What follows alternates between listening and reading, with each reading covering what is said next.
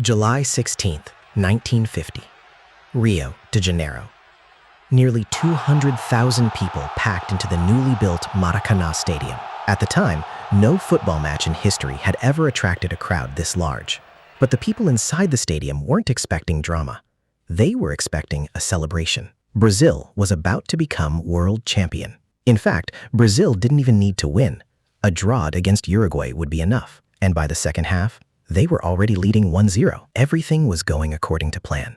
Across the country, people had already begun celebrating. Samba music echoed through the streets. Flags hung from balconies. Children ran through neighborhoods wearing the colors of Brazil. And newspaper presses had already started preparing victory headlines. As far as the nation was concerned, the World Cup was over. Brazil had won, or so they thought. Then, everything changed. Uruguay scored. 1-1. The noise inside the Maracanã faded, but there was still hope. Brazil only needed a draw. One goal, one moment, one final whistle. That was all. Then, in the 79th minute, Uruguay struck again. 2-1. Silence. Not the silence of disappointment, the silence of disbelief. Nearly 200,000 people stood frozen. Some fans burst into tears. Others simply stared into the distance, unable to understand what had just happened. Reports later claimed that several spectators suffered heart attacks. Many fainted inside the stadium. For Brazil, this wasn't just a defeat. It felt like a national tragedy. The match would later become known as the Maracanazo, the blow of the Maracanã. But perhaps no one suffered more than Brazil's goalkeeper, Moacir Barbosa. For decades, many blamed him for the defeat. Long after the players had retired, long after the tournament had ended, the accusations never disappeared. Years later, Barbosa said something that many Brazilians would never forget. In Brazil, the maximum sentence for a crime is 30 years. But I have been paying for a crime I never committed for much longer than that. That is how much football means in Brazil. And perhaps that's the real mystery. Why would a football match cause so much pain? Why would an entire nation carry the scars of a single defeat for generations? Why does football matter so much in Brazil? Because the truth is, Brazil's love affair with football didn't begin with football. It began centuries earlier. And strangely enough, the answer starts with a question. Why is Brazil the only major country in South America that speaks Portuguese, while almost everyone around them speaks Spanish? Brazil is the only major country in South America where Portuguese is spoken. Think about that for a moment. Argentina speaks Spanish. Uruguay speaks Spanish. Paraguay speaks Spanish. Bolivia speaks Spanish. Almost every country surrounding Brazil speaks Spanish. So why doesn't Brazil? To answer that question, we need to travel back more than 500 years to a time when the world's oceans were controlled by two rival kingdoms, Spain and Portugal. In the 1500s, these two empires were racing to discover new lands, new trade routes, new wealth, and new territories. Then, in 1500, a Portuguese fleet arrived on the coast of what would later become Brazil. For Portugal, this wasn't just another piece of land. It was an opportunity, a vast territory filled with forests, rivers, and resources unlike anything Europeans had ever seen. But Brazil was not empty. Long before European ships appeared on the horizon, millions of indigenous people already called this land home. They had their own cultures, their own languages, their own traditions, their own way of life. For centuries, they had lived across the forests, rivers, and coastlines of this enormous land. But everything was about to change. The Portuguese claimed the territory for their empire, and over time, the lives of the people who lived there would be transformed forever. What followed was not a story of exploration. It was a story of conquest. Entire communities were displaced. Countless indigenous people died from violence, disease, and forced labor. And as Portugal expanded its control, Brazil became something else, something far darker. It would become one of the centers of the largest slave system in human history. Millions of Africans were brought across the Atlantic. Many never saw their homes again. Generations were born into slavery. Generations died in it. And over the centuries, the pain of those stories became woven into the identity of Brazil itself. But history has a strange way of creating unexpected things, because out of that suffering, a new culture began to emerge, a culture unlike any other on Earth, a culture shaped by indigenous roots, African traditions, and Portuguese influence. The language remained Portuguese, but the soul of Brazil became something entirely its own. And one day, that unique culture would discover a game that seemed almost perfectly designed for the Brazilian spirit, football. But before football arrived, Brazil would experience one of the strangest chapters in world history, a chapter that would turn a colony into the center of an empire. By the early 1800s, Brazil had become Portugal's most valuable colony. Its forests, its sugar plantations, its gold, and its people were fueling an empire across the Atlantic. But in Europe, a storm was coming. His name was Napoleon Bonaparte. As Napoleon's armies swept across the continent, one kingdom after another began to fall. Portugal knew it could be next. Then came an extraordinary decision.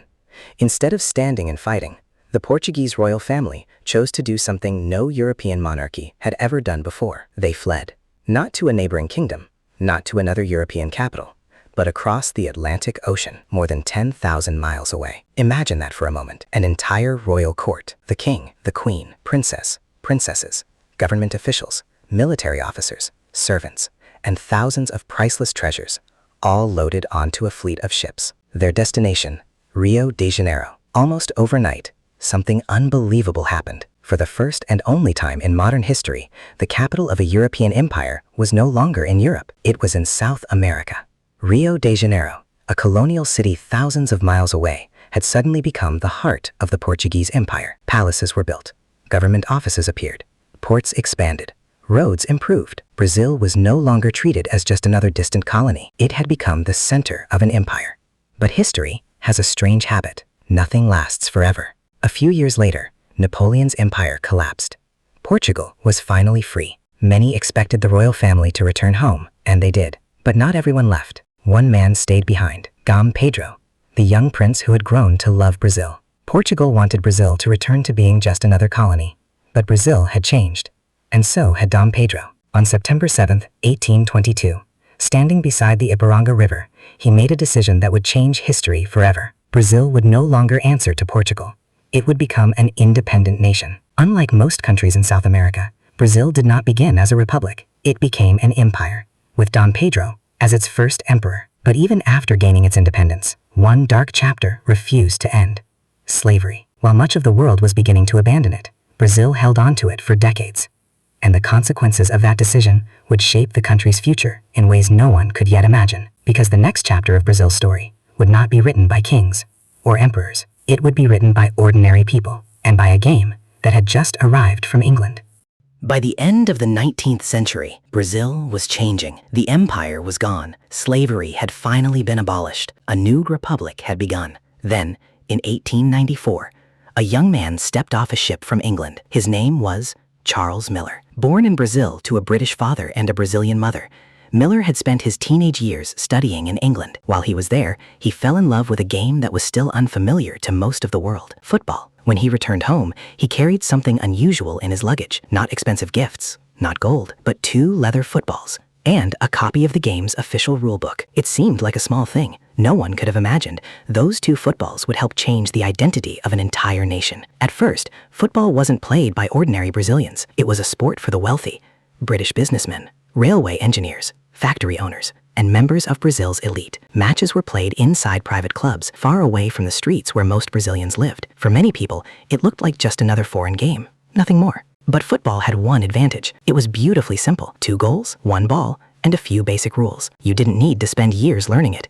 You only needed to start playing. Slowly, curiosity spread. Workers watched from the sidelines. Young boys copied what they saw. Students began organizing their own matches. The game started escaping the private clubs and finding its way into public parks, schoolyards, open fields, and eventually the streets. And something remarkable happened. The moment football reached the streets of Brazil, it stopped being an English game. Brazilians began playing it differently, less rigid, more creative, more expressive. The rhythm of the streets slowly replaced the discipline of the private clubs. Without realizing it, Brazil wasn't just learning football, it was quietly reinventing it. And before long, a generation of children would grow up believing this wasn't a game imported from Europe. It was part of who they were. Among those children was a boy so poor he couldn't even afford a real football. His name was Pelé, and his story would inspire millions.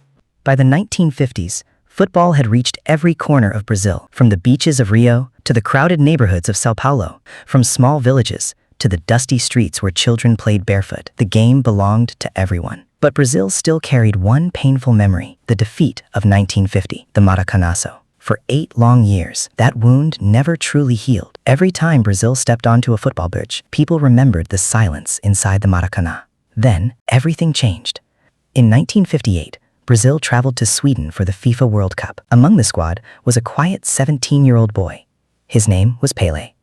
Outside Brazil, very few people knew who he was. Inside Brazil, he was simply another young player chasing a dream. But over the course of the tournament, the world witnessed something extraordinary. Brazil played with confidence, with creativity, with joy. And in the final, they defeated Sweden. For the first time in history, Brazil became world champion. It was more than a football victory. It felt like redemption. The nightmare of 1950 had finally come to an end. Just 4 years later, Brazil did it again. They won the World Cup in 1962. By now, the rest of the world had begun to understand something. Brazil didn't just produce great footballers. Brazil produced a completely different style of football. A style built on imagination, skill, rhythm, and freedom. People everywhere started calling it Jogo Bonito, the beautiful game. But while the world admired Brazil on the football field, the country itself was entering one of the darkest periods in its history. In 1964, a military coup overthrew Brazil's democratic government. The military seized power. For the next 21 years, Brazil lived under military rule. Political freedoms became limited.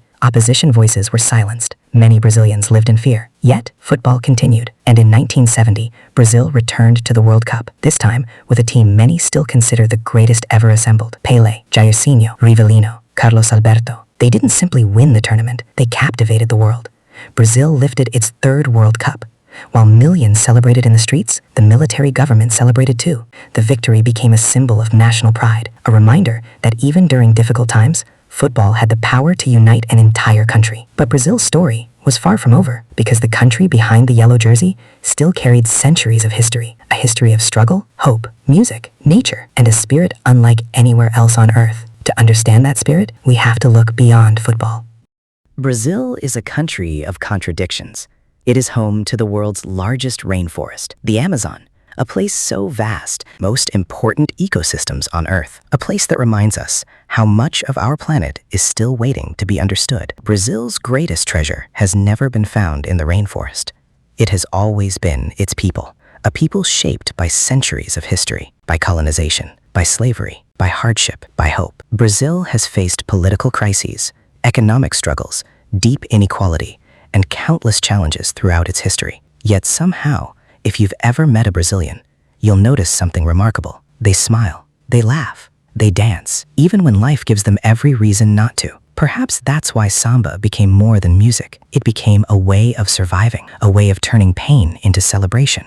And maybe that's also why football feels so natural in Brazil. Because football, like samba, is played with rhythm, with freedom, with emotion. The Portuguese language even has a word that many believe cannot truly be translated. Saudade, a feeling of longing, of love, of happiness and sadness existing at the same time. Perhaps no country understands that feeling better than Brazil, because Brazil has experienced both. The joy of lifting 5 World Cups and the heartbreak of losing when it mattered most. The silence of the Maracanã and the celebration of becoming the greatest football nation the world has ever seen. Maybe that's why, when Brazil plays football, it never feels like just a game. It feels like history. It feels like identity. It feels like home.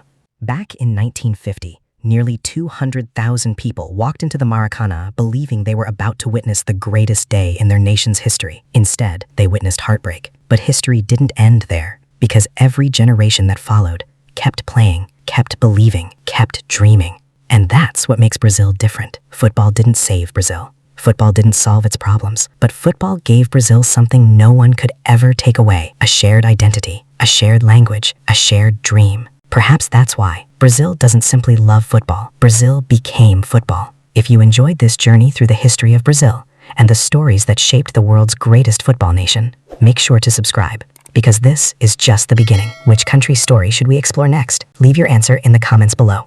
Thank you for watching, and until next time, keep exploring the stories behind history.